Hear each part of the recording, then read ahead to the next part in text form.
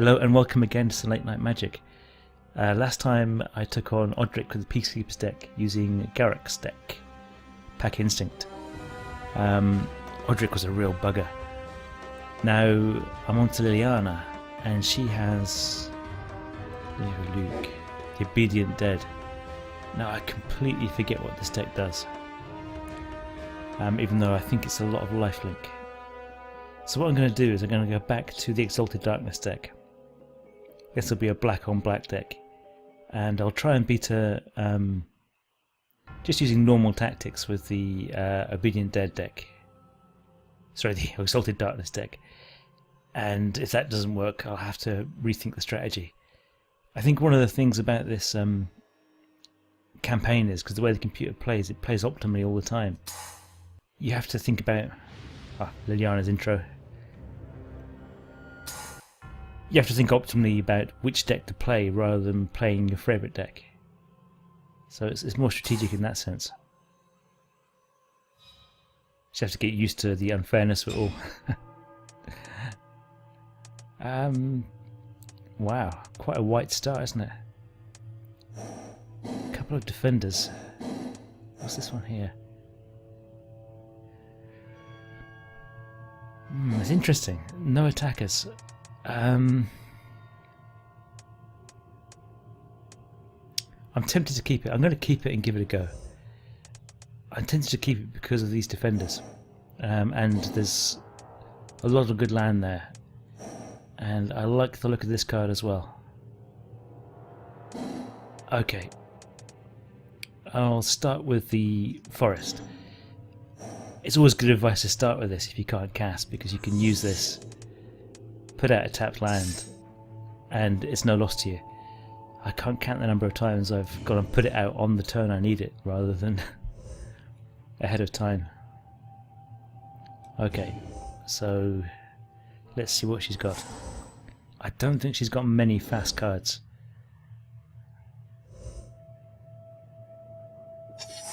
So I should have one or two turns. Now that's a nice one. But that's a few turns away, so yeah. Let's get out.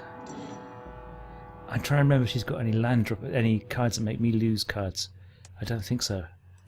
We'll soon find out. We'll soon find out. I reckon she'll cast this turn.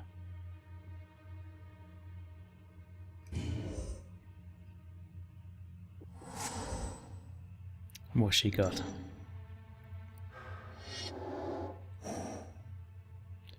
Wow. So that's going to really up her ability to get things on the board. That's a bit scary.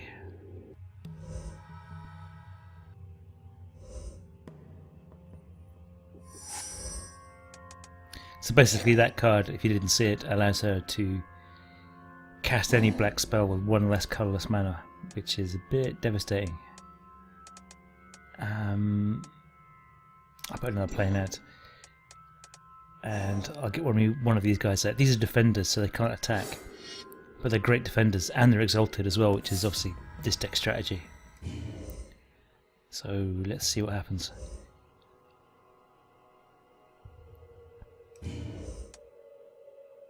Three turns and just a wall out.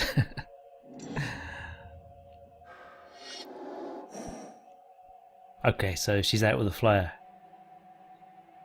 And I've got the air, so I've got to discard a card. Okay. Which oddly enough isn't a huge problem here, because I've got two of these, and I'll never need two of these.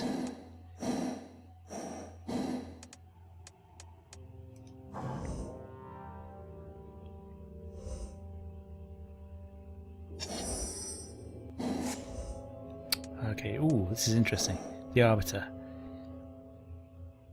Now if this guy can get on the board, only 4 mana, then it basically plays into the Exalted deck's hand.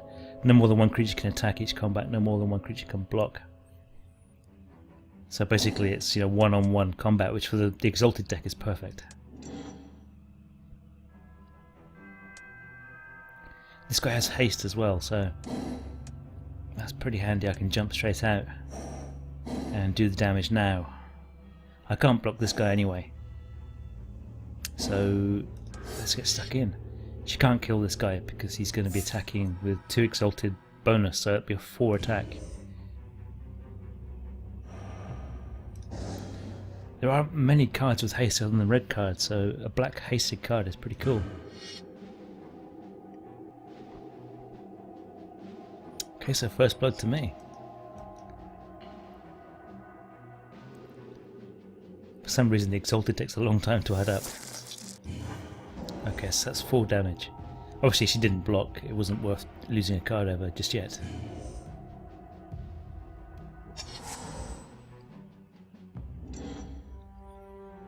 So she can cast some pretty big cards now.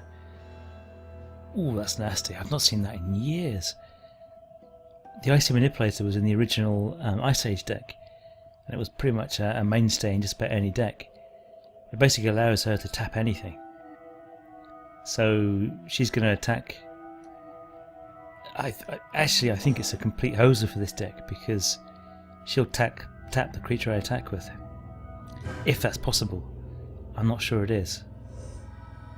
But we'll soon find out. She can't this turn anyway. So I can do another 4 damage to her. But I've got a terrible feeling that's a complete hoser for this deck. Unless I can destroy it in some way, of course. Okay, so this guy isn't exalted. But this guy is. This enchant is as well. Just target creature though. Yeah, that's not bad though, but it's not really necessary at the moment because she's only got 1 creature on the board. So this will be a 5 now.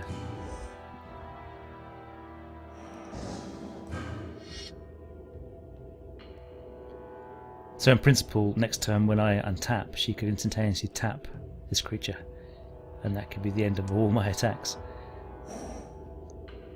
I maybe should have put another creature out, which would have been this guy. Or another creature that could attack, but then I would lose. I don't know. We'll soon find out.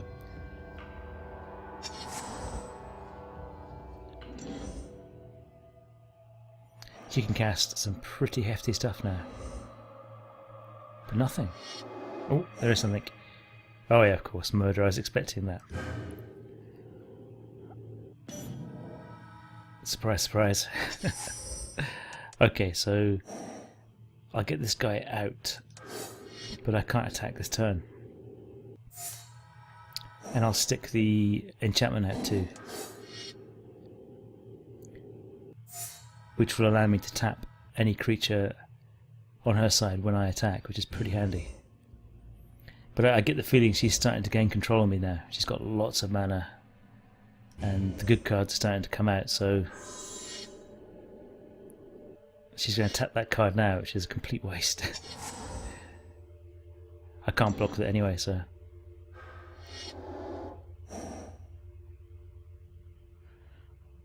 Ooh, that's a nice card, isn't it? A black pumpable creature. So when Liliana's Shade enters the library, you may search your library for a swamp card, and it gives her a swamp as well, which she doesn't actually need, but it's still pretty handy. But a pumpable black creature. The downside being, of course, it's a 1/1 creature for 4 mana, so it can be killed very easily. But with all that black mana she's got up, it's going to be hard to counter. Because she can pump that up now, big time. Well, this is handy. This is an exalted land, which has got quite a hefty exalted bonus now. And I've got this guy as well. He can't attack this turn, but he can next turn, if I need him to. Now, I can regenerate this guy now, so what's this? 1, 2, 3, 4, 5 exalted bonus. And given he's got 0 attack, that's just 5 attack. So she can only pump that up by 3. But when I attack, she's probably going to attack my creature. Well, I think it's too late now. I can also tap one of her creatures, of course, and that's ideal because I don't need to tap this. I think it's tempting to tap it and just let the damage go through. But at the same time, I wouldn't mind giving her the option of blocking it. Because I'd like to kill it. But I'm not going to, I'm going to let it through.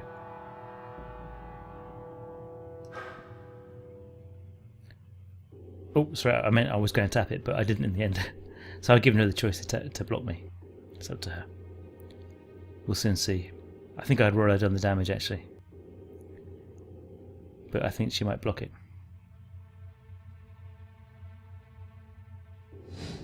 Yeah. Yeah, I'm not sure. I get the feeling maybe I should have actually put the damage through. Too late now. Because she could easily... She'll tap this card. Fortunately, she's not very clever with the Icy Manipulator. That card can be used to a lot more effect than she's been using it.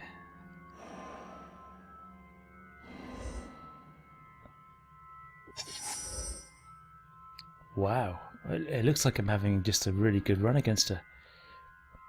This is another Exalted card, and that gives me quite a few more attacking options. This guy now is my natural attacking option because he's got one more than this guy.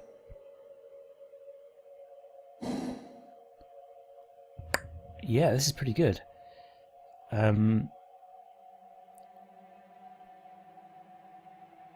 There's nothing really I can do except attack, is there? Okay, I'm going to attack with this guy. Then I can basically tap that guy using the enchantment.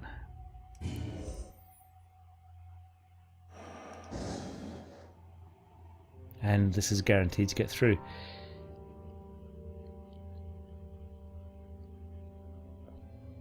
Attack? Oh, sorry, not pressing the button. Okay, tap that one. And then this pumps up.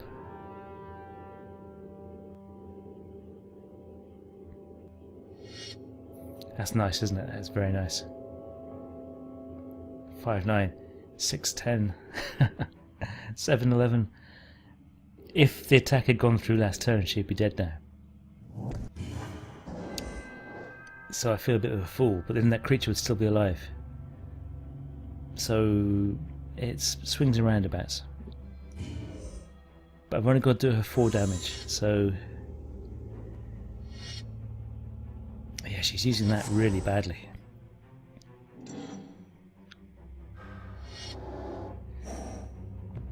Target player draws 2 cards and loses 2 life. Okay, so that's a brilliant card for her at this time. As always.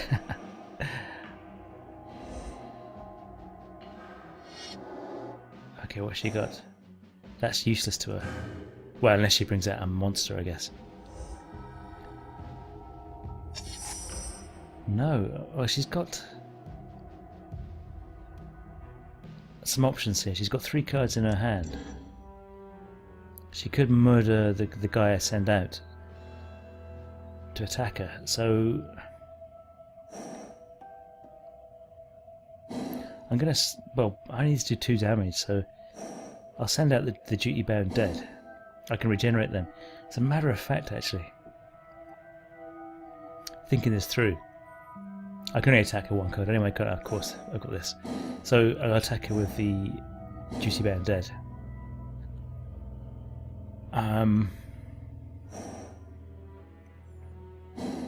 could pay its regenerate cost now. I think I'll do that actually.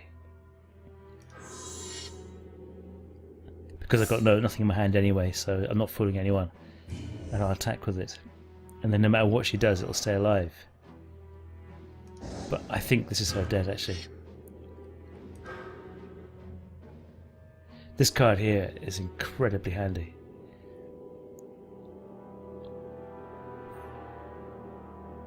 Obviously allowing me to tap one of her defenders.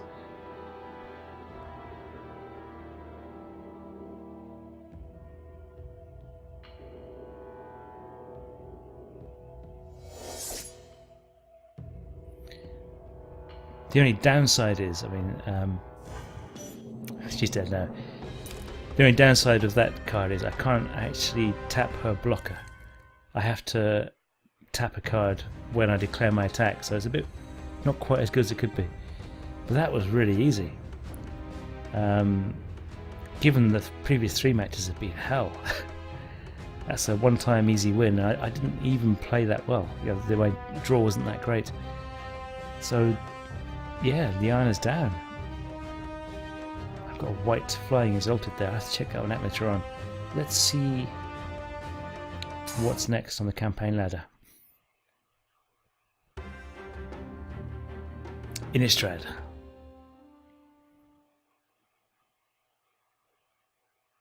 I just love the artwork in this game. They've done a really good job.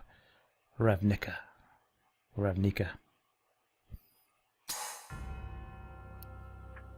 Oh, now this is going to be tough. I think that is Krenko, obviously, with the Goblin Ganglangs. And that's Jace. I can't remember what his deck's called.